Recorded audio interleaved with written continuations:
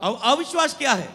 क्योंकि चेले बार बार अविश्वास का सामना करते थे। कभी दुष्ट आत्मा आ जाती थी, कभी कुछ कोई मसला आ जाता था। एक दिन पतरस पानी पर कश्ती पे वो जा रहे चेले, जीसस पानी पर चलते हुए ऐसे निकलते जा रहे थे। चेलों ने देखा, वो कहने लगे भूत भूत भूत भूत। वो डर गए। जीसस ने कहा मैं हूं, मत डरो। वो अंधेरे में था, उन्होंने कहा पानी में देखे कि भूत आ गया, भूत आ गया।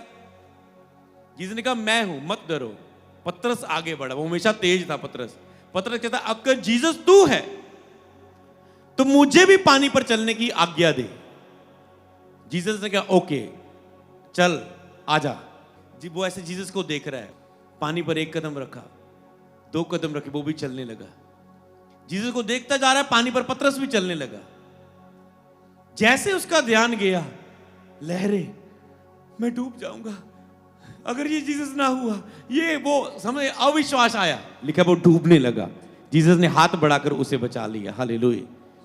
सेम यही आज विश्वासी इसी लेवल पर खड़ा है। जब तक तो आप जीसस की ओर देख रहे हैं, आप प्रार्थना वाला जीवन, फास्टिंग वाला जी रहे हैं, आप आगे बढ़ते जाएंगे, आप बढ़ते जाएंगे। जैसे आपका ध्यान हालात की ओर होगा, मेरे फादर को क्या हो गया, मेरी मदर को क्या हो गया, मेरी बहन को क्या हो गया, इसको क्या हो गया, ये परिस्थिति वो परिस्थिति, मेरे हालात में मेरा कर्जा कितना है, मेरी प्रॉब्लम कितनी बड़ी है, मेरा हालात कितनी बड़ा है, मेरे ऊपर किसी ने ये कर दिया, वो कर दिया, जादू टूना, मुझे कर में निशान मिले, एक काली आत्मा मुझे महसूस हो रही है।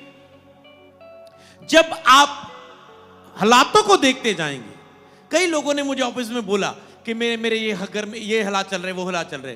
मैंने कहा जितना तुम इसे देखोगे, हैंडल करोगे, शैतान उतना तुझे इसमें और फंसाएगा।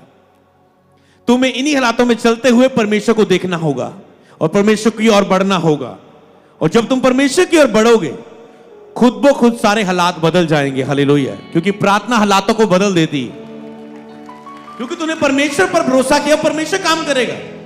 याद रखो, यीशु चेलों की कश्ती में एक समय थे और नीचे यीशु मसीह सो रहे थे कश्ती के नीचे। तूफान आया, लहरें आई, कश्ती डूबने लगी। चेले कह रहे मर गए प्रभु, मर गए, बचाओ बचाओ बचाओ, डूब रहे, हम डूब जाएंगे। और नीचे जाके बोला प्रभु आप सो रहे हैं, देखो हम डूबे जा रहे हैं। यीशु ने उन्हें डांटा, हे अल्प विश्वासियों, तुम्हारा विश्वास कहां है? तुम्हारे सामने मैंने लंगड़े चलाए, अंधे दिखाए, मुर्दे जिलाए, और तुम सोच रहे हो शायद मैं तुम्हारी कश्ती में मौजूद हूं, तुम्हें लग रहा है मैं डूब जाऊंगा।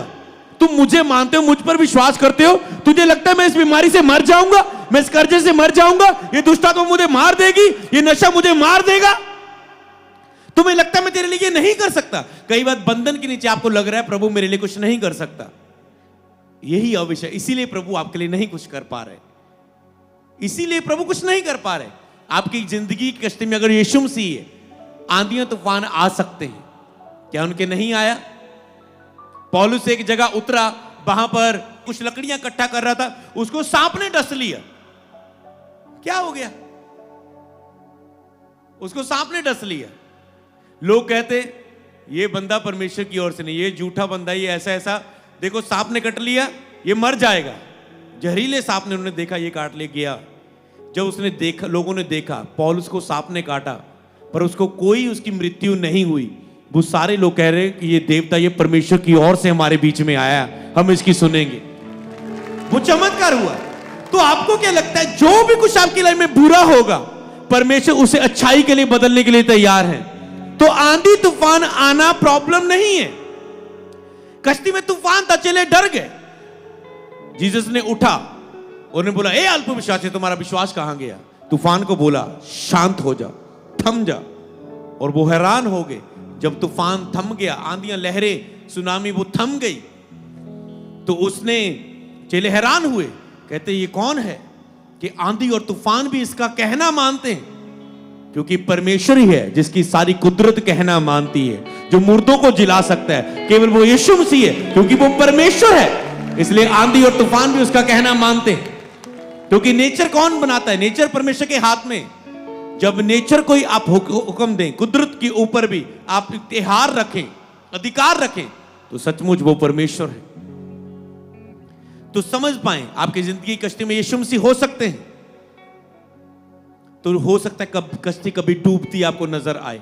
मैं तो मसीह में हूं, मेरे साथ ये क्या हो रहा है, मैं तो मसीह में हूं, मेरे साथ ये क्या हो रहा है। तो मत घबराएं, प्रार्थना में विश्वास में खड़े हो जाएं, फास्टिंग में चले जाएं, क्योंकि आंधियां तूफान आएंगी, पर जब भी आप खड़े रहेंगे प्रार्थना उपवास में, उसी हालात में आप ध्यान हटाकर आप जीसस, प्रार्थना वचन और उपवास में जीसस की ओर ध्यान देंगे, जीसस उठेंगे फिर आपके लिए और कहेंगे थम जा, और आप फ्री हो जाएंगे उस हालात से। हालेलुया।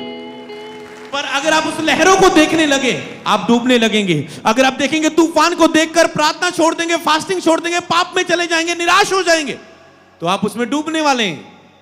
नहीं तो वही प्रभु की महिमा का कारण बन जाएगा, वही हालात प्रभु की महिमा का कारण बन जाएगा। तो आपको चॉइस करना है कि आप क्या कर रहे हैं।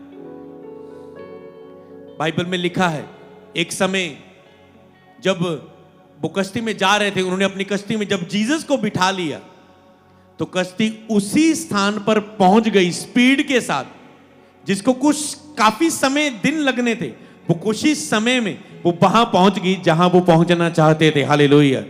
इसलिए जिंदगी की कश्ती में यीशु मसीह को बिठा लो, जहां तुम चाहते हो, जहां उसने तुझे लेके जाना है वो स्पीड के साथ तुझे ले जाएगा। हालेलुया। फास्टिंग प्रेयर में आप जीसस को अपनी कश्ती में बिठाते हो, अपनी लाइफ में बिठाते हो, आपकी लाइफ का अगुआ जीसस बन जाता है, आपकी ड्राइविंग सीट पर जीसस बैठते हैं और आपकी लाइफ को फिर ले जाते हैं। नहीं तो आप कहते जीसस आप पीछे रहे, मुझे अपनी जिंदगी अपने हिसाब से जीनी, आप पीछे बैठ जाओ। कई लोग तो समय पर दुख के समय ही जीसस को पुकारते हैं, कोई रिलेशनशिप नहीं।